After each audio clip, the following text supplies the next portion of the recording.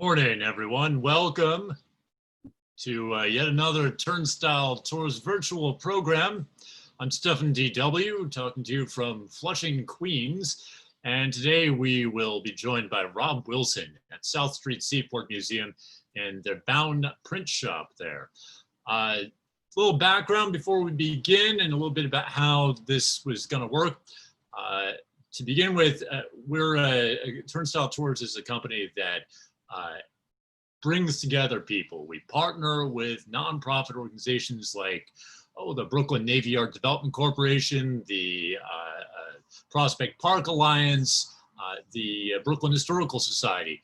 And we partner with them to help them build capacity and introduce people to their stories and to connect people with the organizations that make our communities vibrant. So to connect here, since the lockdown, we've been connecting through Zoom, and the best way to connect through Zoom with people is in the chat box. At the bottom, you'll see the little chat box. So please feel free to introduce yourself there. Let us know where you're from and who you are, and tell us what you're excited about this program, why you're joining us. Let us know if you're a member of Turnstile Tours. We'll talk more about membership in a moment. That is what makes Turnstile Tours possible, our programs possible. And also, if you prefer to read an approximation of what's being said, you can choose the closed captioning button at the bottom of your screen. Brian Hoffman is back there typing away, keeping up with what I'm saying, and we'll let him have a break during the presentation. We'll use the automatic captions, so everyone will see those. You can't turn those off. If you're on a handheld device and you want to turn off the captions, you'll have to exit out of Zoom, turn them off in your settings, and then come back in. But you can turn them on very easily in Zoom here. So got some folks from Fort Greene joining us and some folks from the Seaport as well. Excited to have you here with us today. And Howie, our stalwart, Howie's seen more shows than probably anybody else. And we're always thrilled to see you out there, Howie, and hope you're excited about this program as I am. So as I mentioned, we have a membership program that we're doing here. And members get to see a lot of programs with us. We have a couple of programs coming up here, and Andrew Gustafson is back there helping people out in the chat, and hopefully he'll share. Here we go. He's going to tell you about some of the programs coming up. Sunday, we have a food program. Brian Hoffman will lay off the keyboard and pick up the video, and he will introduce us to Dave Cook, who will introduce us to West African cuisine. And we're going to taste fufu, and we're going to taste jollof rice, and we're going to get into all kinds of great food from West Africa with Dave Cook on July 12th. Also, we're going to wrap up this week tomorrow. We've been doing this really cool program with the Brooklyn Public Library. This is aimed at kids, introducing them to the Brooklyn Navy Yard. It involves crafts and taking a look at places inside the Navy Yard. Those past programs are available through the Brooklyn Public Library, and we have one more tomorrow in the morning at 10 a.m. So check out that one, that final live program, and the past programs as well. Also coming up, for those of you who came here looking for ships, you're not going to see a lot of boats in today's program, but we do have a nautical program coming up on Thursday, July 16, shipbuilding in the U.S. Navy today. So we're excited about that one. And one more I'm going to mention that's I'm very excited about. Brian Hoffman will be back with his friend Noah Diamond talking about the Marx Brothers in New York City. And that's on Tuesday, the 21st. So those are upcoming programs. Again, the way that these programs happen is through your support. So you can become a member of Turnstile Tours. Yeah, we have some free programs, but we also have programs that are available to you for as little as $5 a month, the apprentice level, and up to $20 a month as a quartermaster. And of course, if you want to make donations on top of that, there's we're always happy to have you to add additional purchases to that. But that is what makes these programs possible. It's kept us going through the lockdown, and we'll keep these programs going until we're back doing live tours in person in our neighborhoods, which we're excited for as soon as that's safe. All right, so I think that covers all the how-to side of things. Without further ado, let's go to South Street Seaport, where Rob Wilson is going to tell us all about letterpress and printing and why that's at the South Street Seaport, what's happening there. If you want to know more about South Street Seaport, you can check out the link that just got dropped into the chat there. Hi, Rob. How are you? Hi. Good. Can you hear me? Everything's good? Yeah. Awesome. So I'm going to share my screen, and then we can talk about kind of why there's a print shop at the Seaport Museum. I have to say, the space you're in is gorgeous. Well, I'm sure we'll see a lot of different views of that, but you've got a great backdrop there. Yeah, so I'm here in the shop in 211 Water Street, the kind of first shop that we're going to be talking about mostly today. Yeah, and I think it's a pretty good backdrop. So I'll show you a bunch of pictures of it, and then maybe towards the end that we can kind of go on a little bit of a walking tour. So South Street Seaport Museum is you're under their aegis. You're in that district, and I tend to think of that as a maritime museum, as a museum where there are ships on the waterfront, and they've got a lot of maritime artifacts. We talked with Martina Caruso a few weeks ago about some of the artifacts and the items in the collection. So how does the, there's a great photo. It looks like Pioneer there in front of the Statue of Liberty, and the Waiver Tree, the great tall ship there. So how would you describe it? What's your short version of what is South Street Seaport Museum, and how does the print shop fit into it? Sure. So on the screen now is kind of the museum's mission statement, which I'm not going to read aloud because you asked for the short version.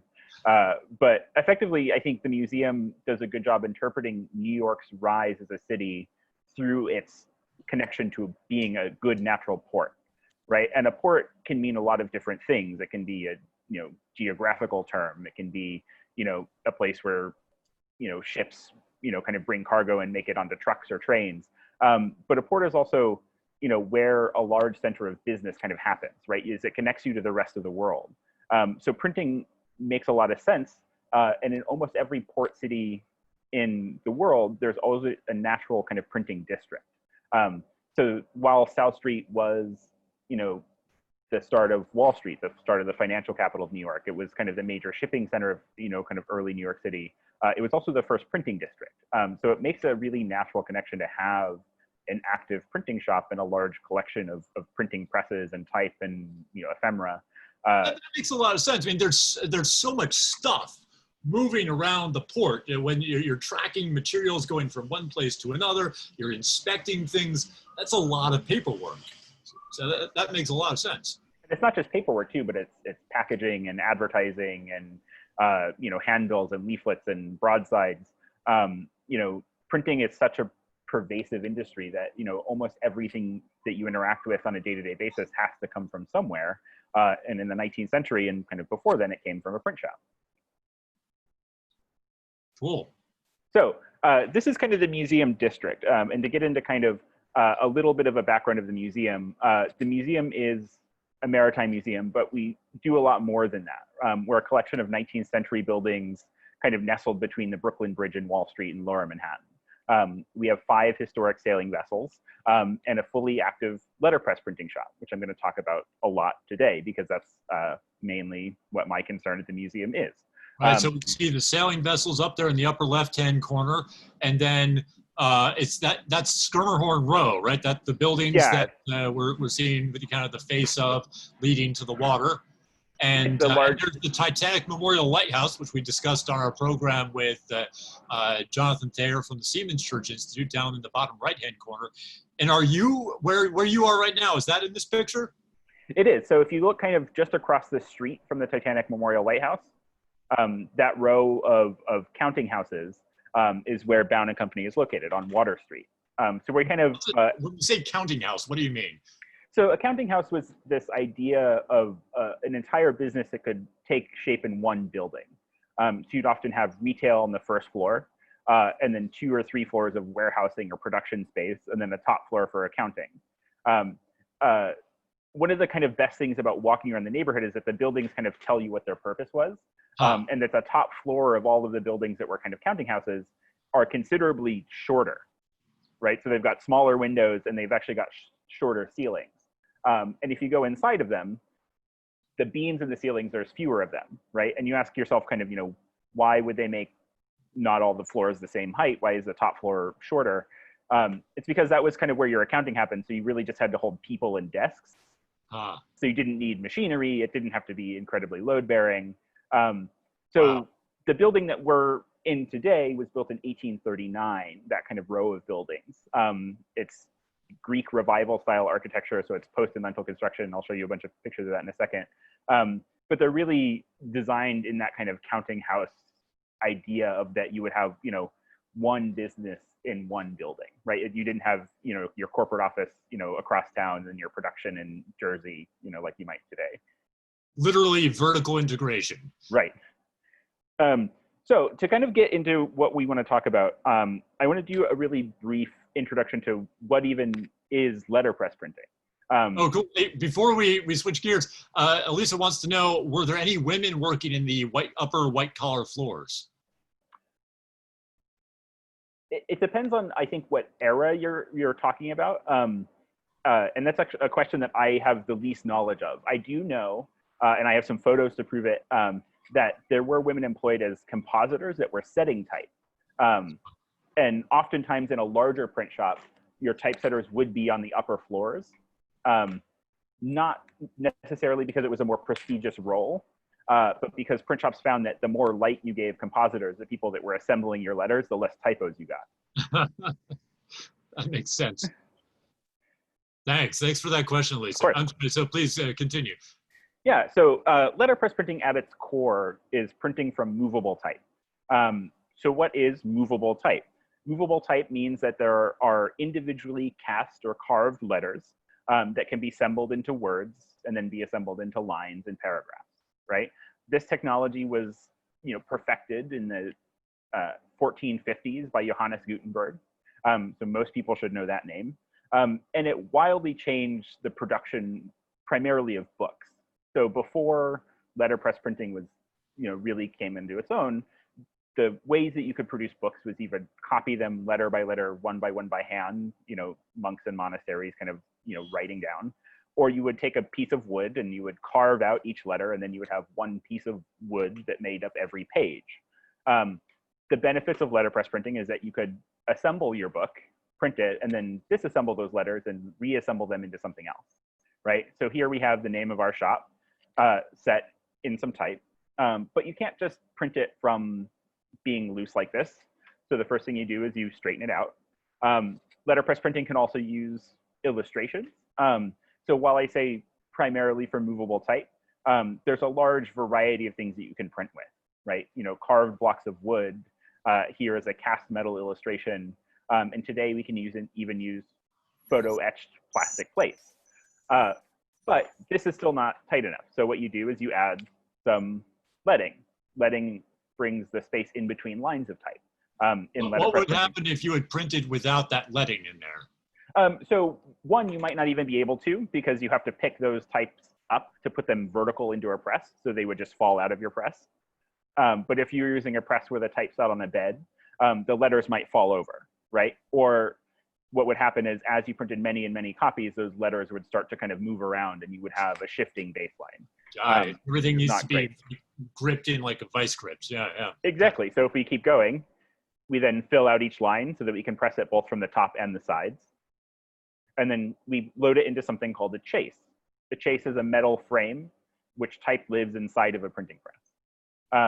But you can see right now, if I put it in this chase, there's no reason that I could pick it up. So I use what we call furniture, which are blocks of wood or steel that help fill out the space in the chase. And then I use these wedges called coins that can expand. And that helps me press in both directions so that can pick up all as one unit. From here, Q-U-O-I-N-S, is that the coin that you're referring to? Yeah, Q-U-O-I-N. It's like there's an architectural term that's similar. It's something about like holding things together at the corners, that kind of a thing.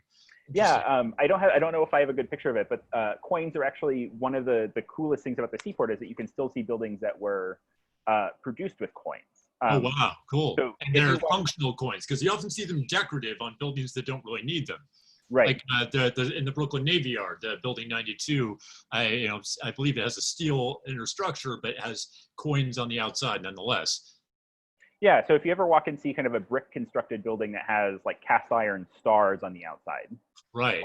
those are the outside parts of a coin. So there's another one that's on the backside of a building and a metal rod that kind of goes between it to hold the building together. Got it. So effectively, a coin holds things together, right? That's kind of the purpose here.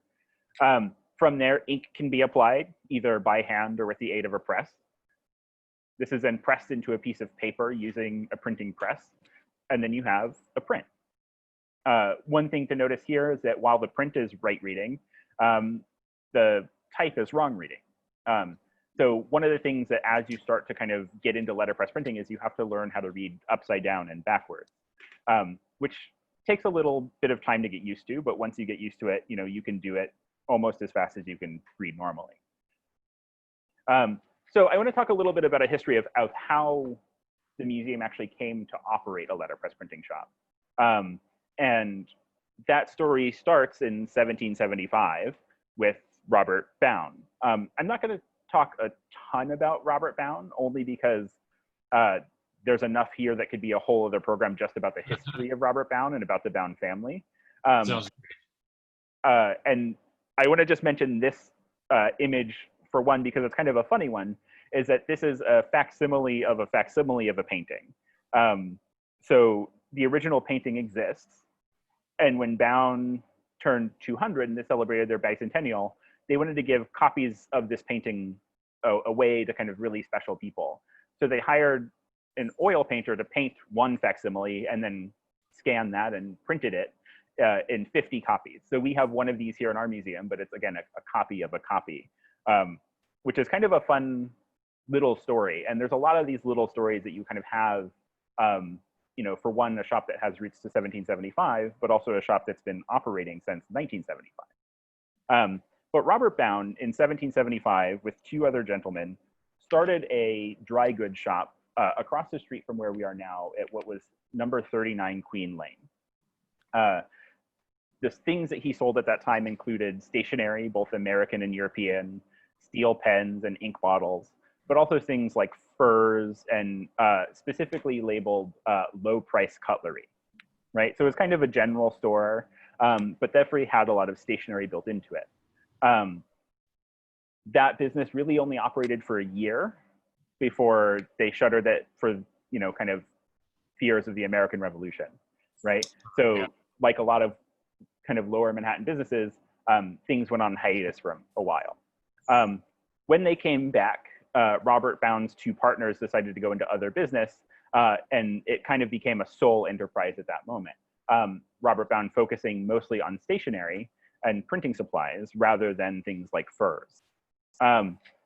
So here's a little map of the various places that Bowne has been between 1775 and 1968.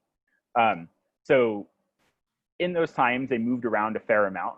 The yellow dot is where we are now, and the red dot is their original location, right? So you can see we're about a block away. I can actually look out the window and kind of see that site. A quick question, as we're looking at this, really, it's a really extraordinary photo or image that you have here with all the, tracing the physical history of it.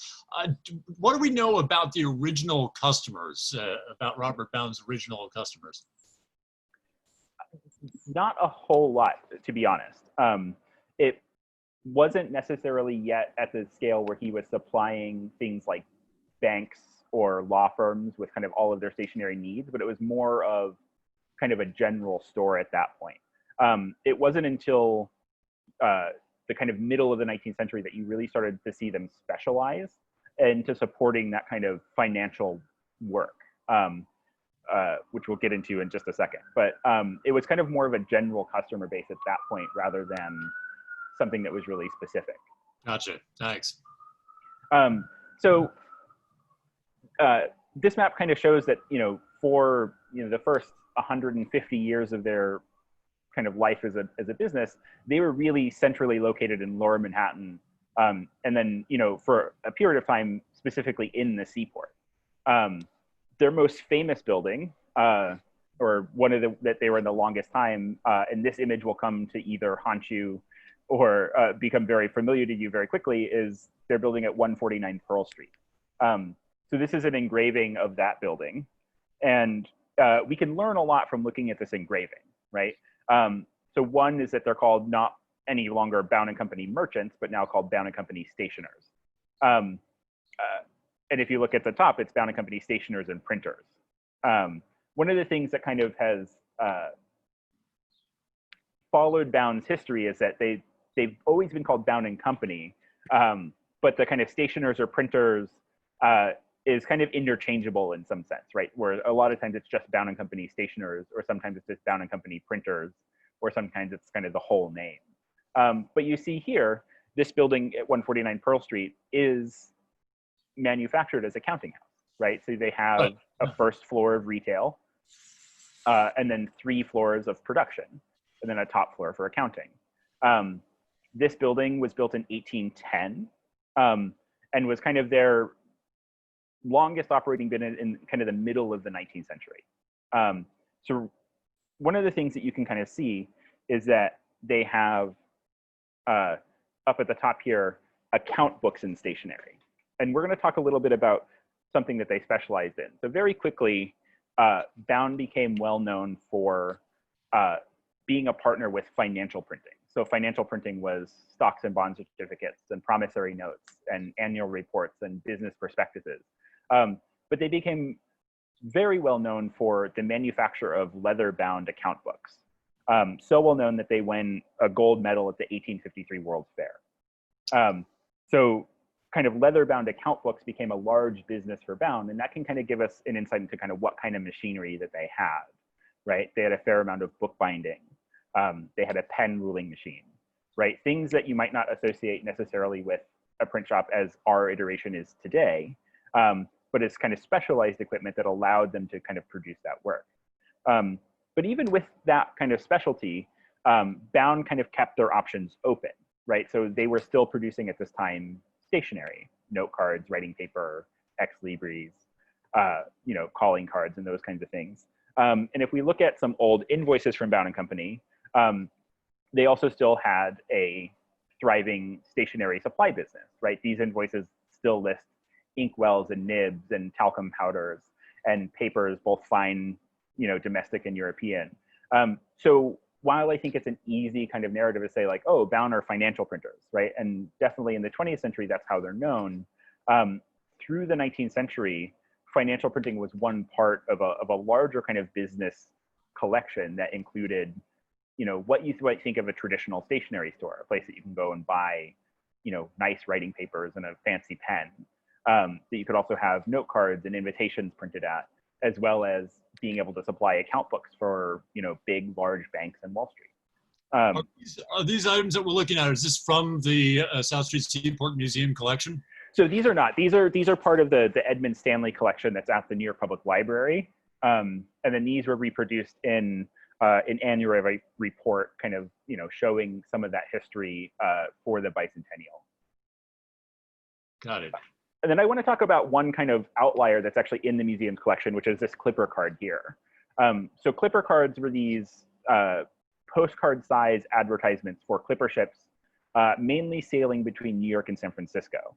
And the idea for these ships was that they would wait until they were full, and then they would make the journey, all the way around South America, Cape Horn, back up to San Francisco to deposit goods to that part of the country. And the museum has a large collection of these clipper cards. Most of them were printed by a local printer called George Nesbitt. George Nesbitt had a shop at Water and Wall Street, and was kind of the clipper card printer. And clipper cards hit like a really interesting crossroads between maritime history and printing history, because as we look through clipper cards, as sailing technology kind of fell out of fashion for hybrid sail and steamships, and then to complete steamships, printing technology started kind of advancing as well, from hand-operated presses to steam-operated presses, then towards lithographic presses. So they operate this little window in kind of the mid-19th century, 1850, 1860, where there was a lot of technological development. So a lot of them are, wildly embellished, printed in multiple colors, a mix of a lot of typefaces and images together. And that kind of style was really specific to that period in time. And I think that finding a clipper card that was printed by Bowne & Company, to me, was particularly interesting because at this time, right, they weren't necessarily known for this kind of job printing, right? They were known for, either printing stationery or making, ledger books or printing kind of financial documents. But these kind of, I would describe this as something that was generally produced relatively quickly and given out with, not a lot of care. Wasn't something that I had associated with Bowne & Company. So finding one is really interesting, but it's the only one in our collection that's pretty extensive that was printed by Bowne & Company, and the only one that I've ever been able to come across. It also has an additional level of intrigue because if you look at the name of the ship, Matanzas, right? It's actually pasted on top of a different ship's name. So there's a lot of questions to be asked about that is, did that ship change? Did they change the ship? Did the ship sink? Those questions, I don't necessarily have the answers to. And then why didn't they just reprint them? Why did they print and then paste on top of it, right? And I think that goes back to kind of looking at the purpose of these items in the 19th century were just to be advertisements, right? They needed to be, kind of eye-catching and interesting, but, effectively kind of using whiteout and pasting a copy on top of it wasn't something that was uncommon. And it wasn't seen as... what ship name that was that got pasted over? I wanted to look for it. The scan doesn't see it, but if you hold it up to the light, you can see it through it. So I don't have that answer right now, but it's something that once we can actually get back into the collection a little bit safer, is something that I can answer. And Therese wants to know, did these ships carry passengers as well as mail and cargo? That's a question that I don't have the answer to, as mostly a print person here at the museum. I'm sure that Martina would be able to answer that question. It's just something that I don't actually know. Sure. I know that they were primarily cargo ships, but I wouldn't know if there's passengers or not. And I don't want to say anything that's off base. Appreciate that. Yeah, no, my understanding is that you are carrying passengers on certainly the packet ships and frequently the clipper ships. And just, I think Martina may be watching, so feel free to chime in if you want to elaborate or correct that answer, Martina. Particularly those going around to a lot of the clipper ships took your 49ers out to the gold fields in California and places like that. Awesome. So I want to keep going about kind of, what kinds of things would have been common for a job printing shop in the 19th century, right? So we know that Bowne was, integrated into this market from the clipper card and some of the things that we've seen. So this is kind of it's a digital compilation of some things from the museum's collection. And I put this into the kind of see of like, what would the average desk might look like in the 19th century, right? It's a mixture of clipper cards for the comment. It's a mixture of, decorated invoices or selling sheets or catalogs, broadside posters that have big, large wood type, but also things like trade cards, right? Is if you think of back to the question of why is there a print shop at a museum or specifically at the Seaport Museum, is that all of these businesses that were supported of that maritime trade, right, needed printing things, right? They needed advertisements and packaging. They needed a way to kind of record who sold what to who or who owed money to who. And these things all came from these print shops. And that technology is something that we want to preserve here in our shop today. So I want to wrap up kind of some history of Bowne. So in 1968 is the last time that Bowne was at the Seaport or in Lower Manhattan. They had kind of gotten too big for the kind of architecture that really existed down here. So this is a picture of their press room from 1968, kind of the last year that they're down here. At this point, they're at 163 Front Street. This is the top floor, their press room, and there are 6 Kelly B presses in this room. A Kelly B is a letterpress printing press. It can print 6 pages of 8.5 by 11, or a standard printing size per sheet. So it's a relatively large piece of paper that can run through these presses. And it can do it about 2,000 times in an hour, right? So that seems pretty fast. being able to print 6 pages, 2,000 times an hour, and you had 6 of these presses. When they moved to 345 Hudson Street, which is where a lot of people know kind of Bowne commercially, right, as of 1968, they had a web-fed press rather than a sheet-fed press. What web-fed means is that we're printing on a continuous roll of paper, not single sheets at that time. And this web-fed press could print 16 sheets of, or 16 pieces of 8.5 by 11 on one, what would be equivalent to 1 sheet of paper. But this could do it 20,000 times an hour, right? So this allowed Bowne to massively up their production. And what we're looking at on the left side here is what's called the composing room. And these are people sitting at what are called linotype machines. And these machines help you cast type as you need it. So instead of having to assemble letters letter by letter, line by line, you type on a keyboard, which drops in molds, which are then filled with lead, which produce 1 line of type at a time. And this just shows that they were all about maximizing their efficiency, right? At this point, they were primarily financial printers. They were printing prospectuses, annual reports. In the 1930s, when the SEC became an organizing body and it required by law that companies produce financial documents and annual reports, Bowne's kind of connection to the financial industry made them explode dramatically. By the end of the kind of, their run, they were worth $400 million. So in 2010, Bowne Company was purchased by R.R. Donnelley for $481 million, right? At that time, they had shops all over the country in New York and Chicago, LA and Dallas, almost every big kind of financial, city in America. So when they turned 200, they wanted to kind of celebrate that long history, right? From starting in 1775 with a small dry goods shop to, becoming the largest financial printer in the country. And one of the ways that they thought to do that was to recreate what their shop would have looked like in the 19th century. So this is one of the really important figures in making that happen, a man named Ted Stanley. Ted Stanley joined Bowne Company as their president in 1956, and eventually would kind of relinquish that role in the early 1970s, but would remain chairman of their board. And Ted Stanley is a really important for our history for a couple of reasons. One, he really did a lot of the kind of primary research into the history of Bowne, right? Of collecting a lot of these old billheads, of doing the research into the family of Robert Bowne. But then also, thinking of how do we kind of celebrate that history and give back to this community that has supported this company in its 200 years. So Ted Stanley became kind of really well integrated with the South Street Seaport Museum and with Peter Stanford. Peter Stanford was the president of the museum at that time. And they decided that, it might be within mutual best interest to start an active printing shop at the South Street Seaport Museum. So that's one thing, but I want to kind of take a little bit of a tangent to talk about one of my kind of favorite little funny anecdotes about what they did to kind of celebrate the 200th anniversary.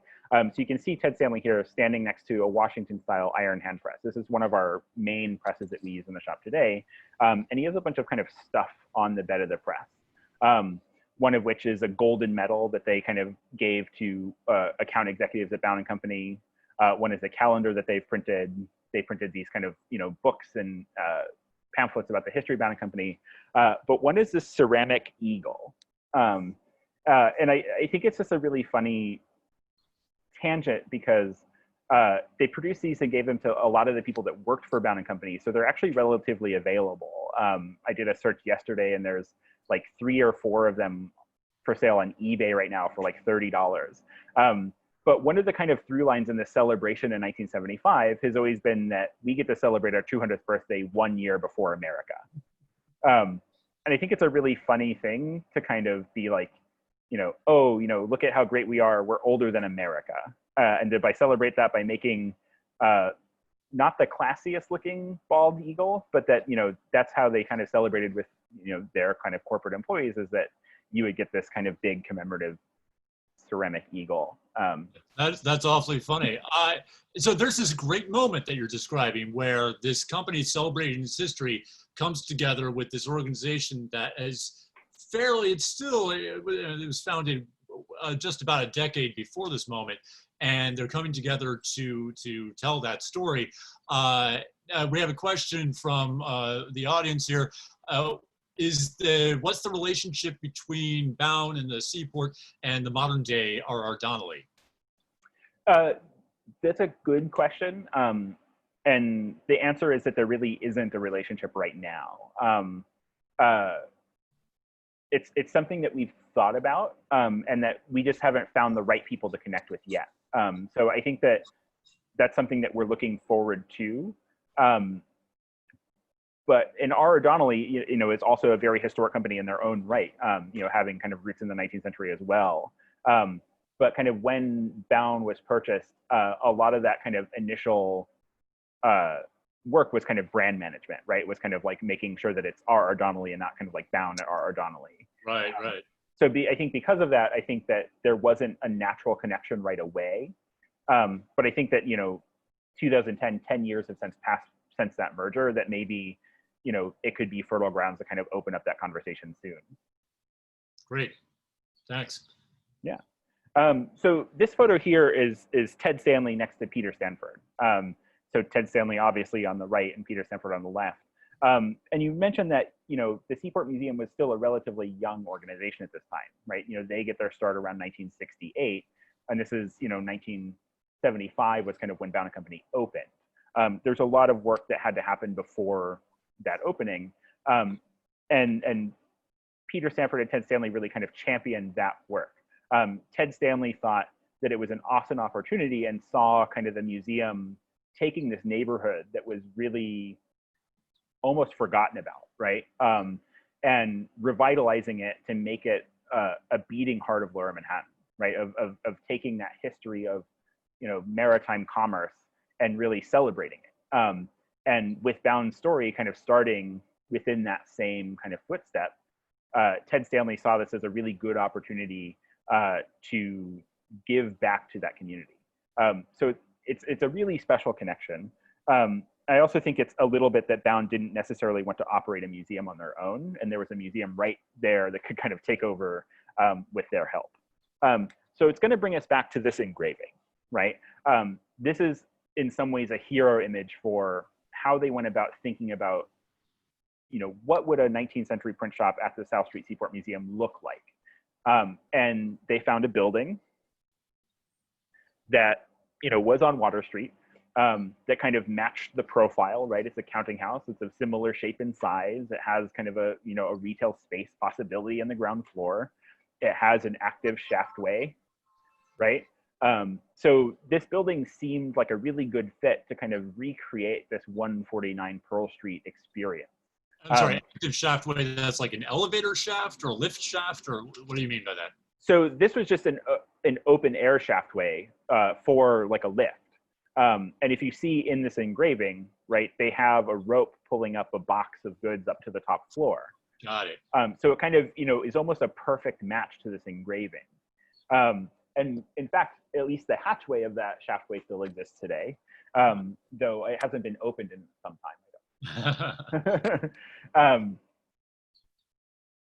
And I want to go back one slide because they were also thinking, at what point in Bowne's history should a recreated shop really focus on?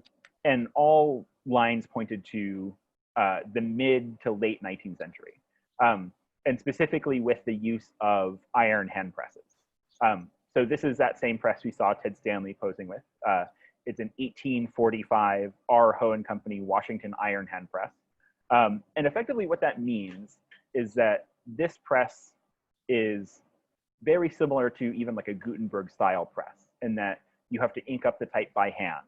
That bed goes underneath the platen or the part that pushes down, and then you pull that handle to make an impression, right? So it's true to kind of the birth of commercial printing in that it is a hand press, but it's made with modern materials, right? It's cast iron and it has machine components.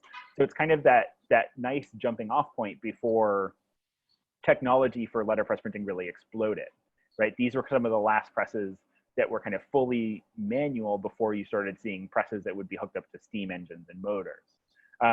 So that moment was where we really focused on. And that said, okay, if we're thinking of the 1850s, 1860s, that really brings us back to this time at 149 Pearl Street and that kind of building. And the building here that we're looking at, that's the building you're in today, right? That's where I'm sitting in right now. It looks a lot nicer than it does in this picture. Yeah, it has changed a bit. The whole neighborhood has changed a bit. Yeah.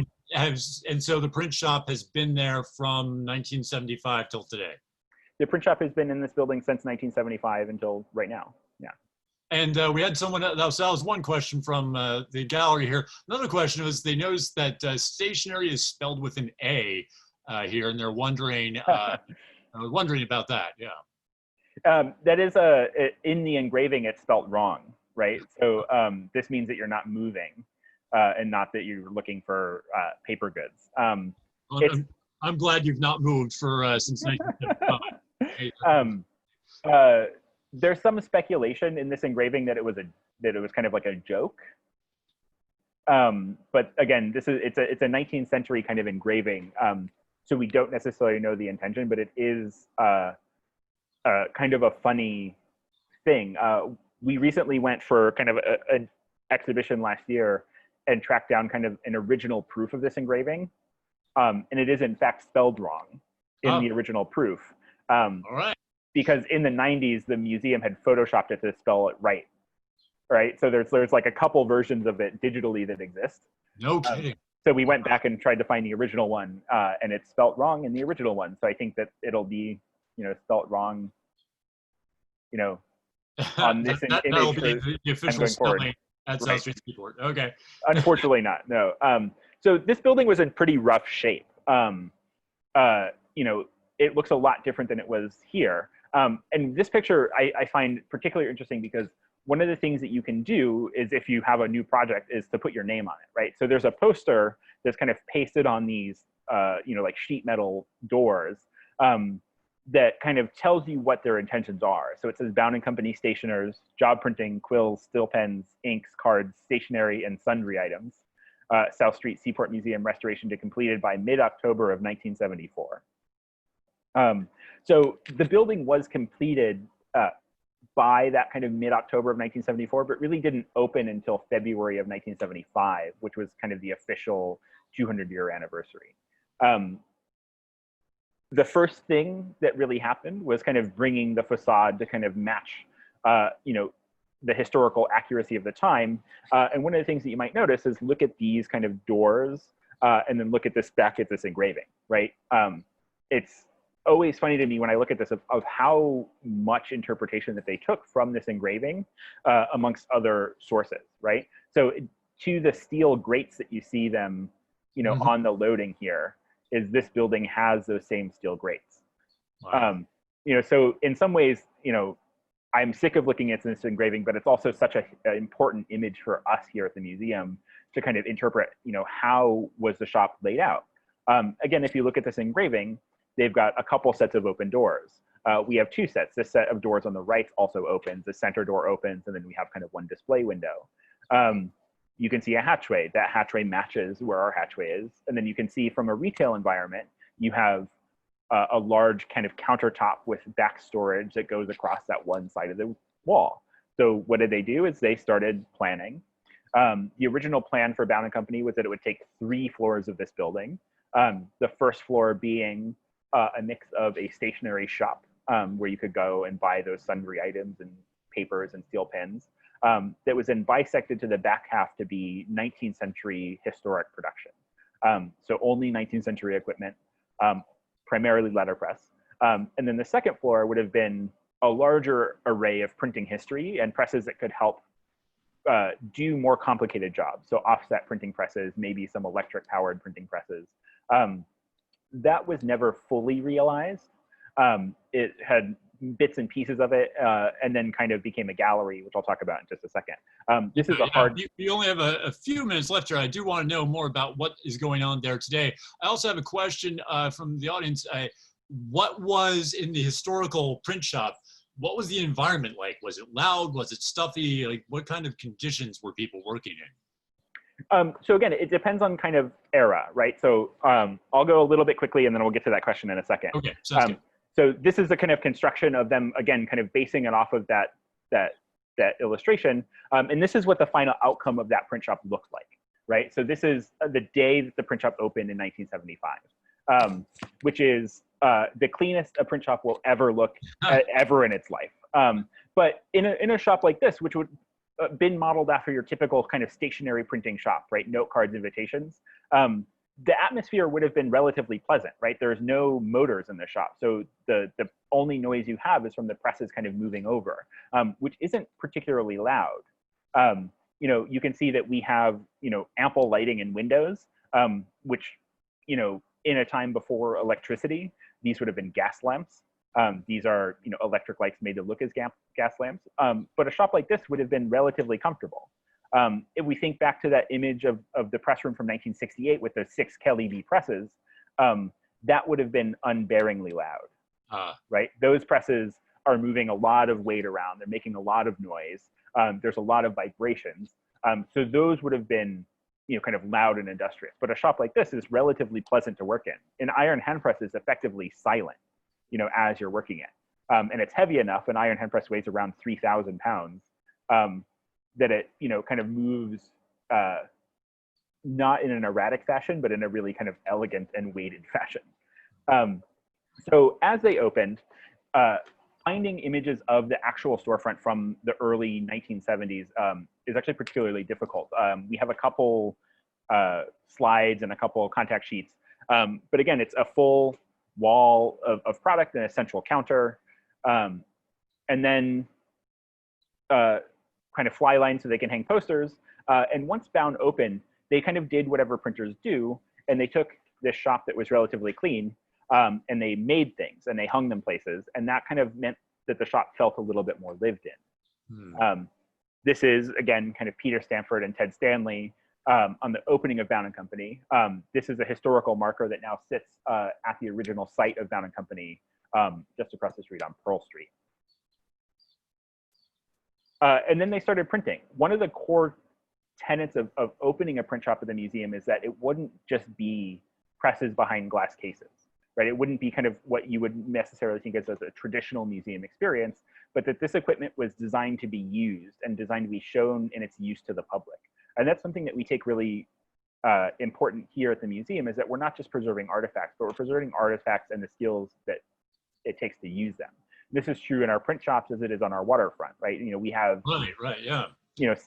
A large fleet of historic ships, and we have sailors that know how to use them. And here, we have a large collection of printing presses, and we have, printers and designers that know how to use them. And from a curatorial perspective, that's really crazy making, because you want to preserve the artifact, and using it, there are good things and bad things about that. Yeah, and I think that for us, in the way that I kind of think it, especially with printing presses and kind of machinery and equipment, is that through mindful use, you're actually preserving the artifact.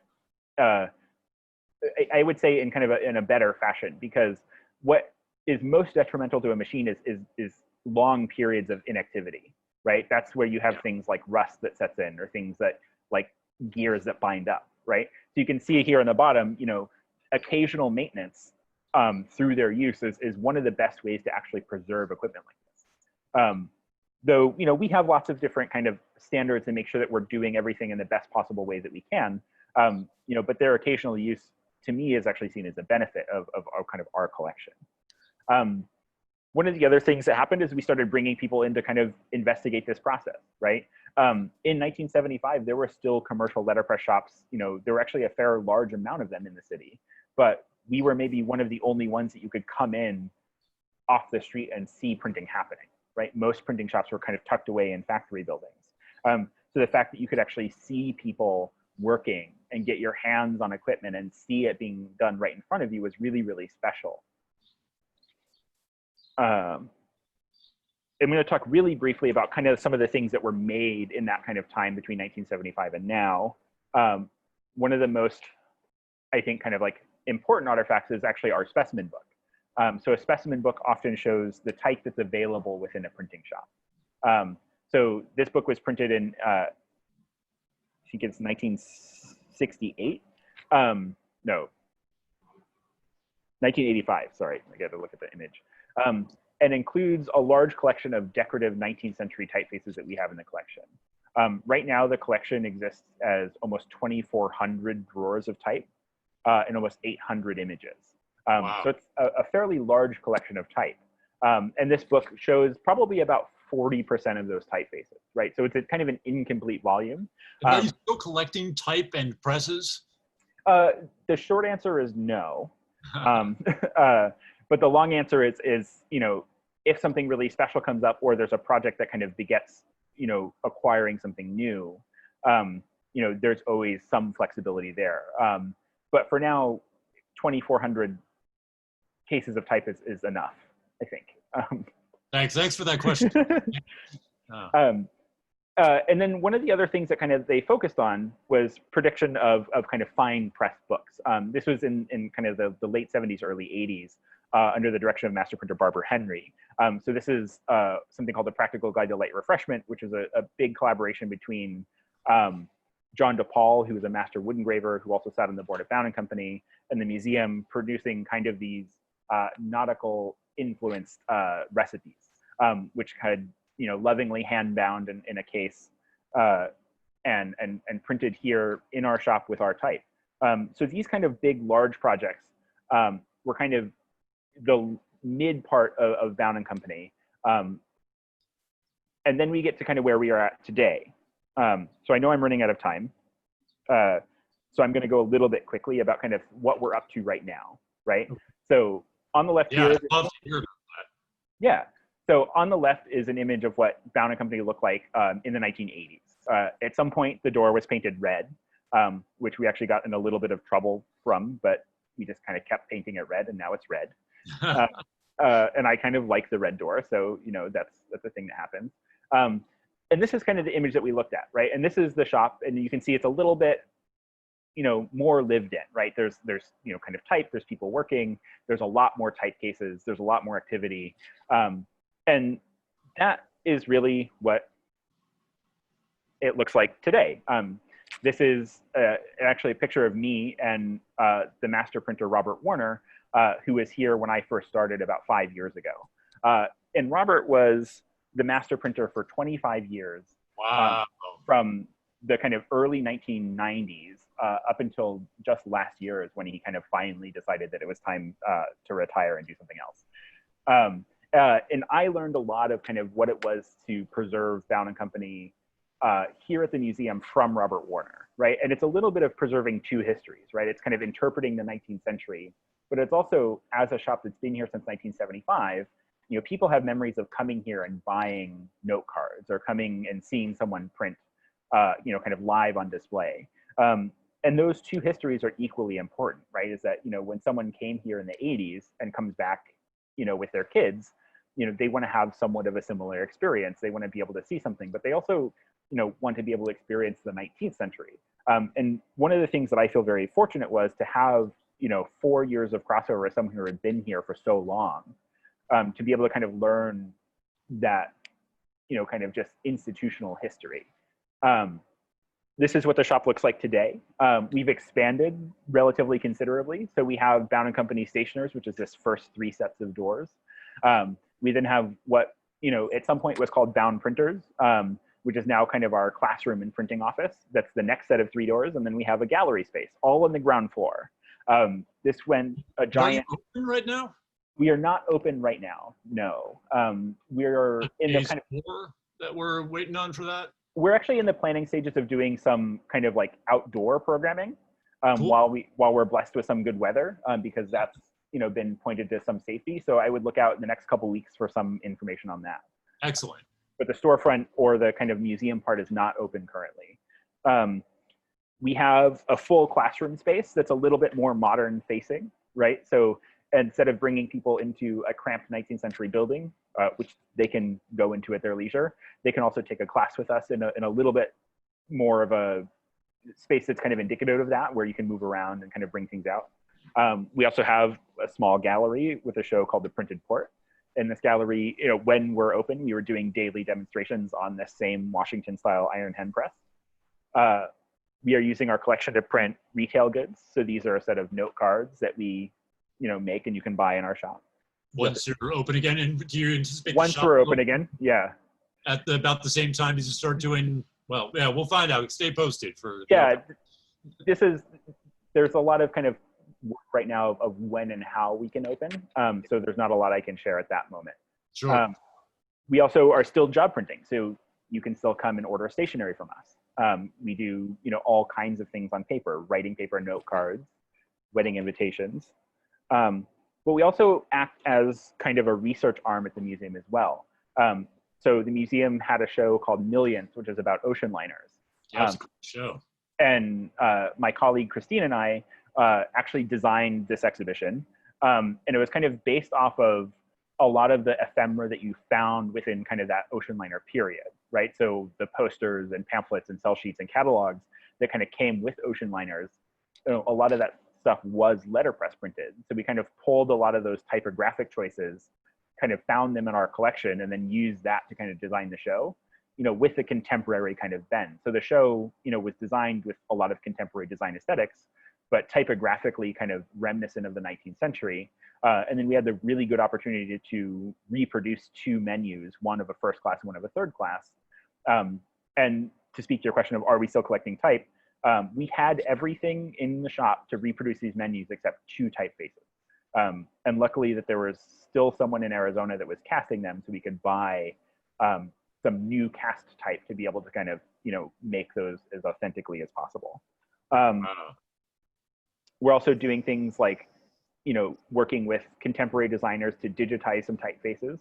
So taking things that had previously not been digitized, that had only exist as movable type, and acting as a resource for people to kind of come and study that, and then maybe make them as digital typefaces again. And then we're still teaching. I think this is one of the most important things that we do, is that we're still a shop that you can walk in the door and see how a press works and see what type looks like and how it's put together. I really believe that artifact-heavy education is really, really important, and that you can read about Johannes Gutenberg in a book, and you may be able to watch a video about it, but before you can hold type in your hand and see how it's put together and see how easy or hard it is to kind of put together and what that process looks like, is then you really start to understand why this process is so important. Right? I couldn't agree more. Absolutely. That's true for the boats too. It's true for the boats too. So moments like this are really one of the kind of best moments that we live for, right? It's like someone who puts that kind of physical, tangible connection to something that they're learning. And that's a really beautiful moment. So I know that I kind of breezed through the end there just to kind of make sure that we didn't go super over time. But that's kind of what I have in terms of a presentation. One of the things that we've been doing during quarantine is been going through and kind of documenting some either special or unusual kind of stories in our collection. And a lot of that stuff comes out through Instagram. So you can email me at bowne@cine.org if you have any kind of specific questions. You can look at some of the things that we're doing on Instagram. And if you want to help support the museum, we'd welcome that support as well. Absolutely. Yeah, we're all in this together, as we keep saying, and that's huge. Well, thank you. I really appreciate your being able to tell us the whole story and bring us to the present day with that. We did have one other question. Are you now, is Bowne Printer Shop, if you had a job order to print a book, would you be able to do that? Yes and no. So the yes question is we could print a book, right? It would be relatively difficult for us to do so because the collection is really designed as a way of doing job printing, right? So with a book, you need a large quantity of the same type, right? So we have 2,400 drawers of type, but each drawer is different. Yeah. Right? So what that means is we're really, really well suited to print things like stationery or business cards or letterhead or invitations. Because we have lots of different styles that can suit all kinds of different tastes and needs, but we don't have any one large quantity of type. So if we wanted to print a book, we would have to then procure a large quantity of type that we could print. But the presses and technology we have is definitely indicative for book printing. That's a really interesting point. Thank you for bringing that question up. Well, great. We're just about wrapped up here, but yeah, please, see the contact information there. And if you have further questions, please send them on to Rob there. Rob, thank you so much for joining us. Of course. Really love this conversation, learning more about a side of South Street Seaport I don't get to see very often. And want to thank you for doing that. Of course. And for everyone else, we'll look forward to seeing you again soon.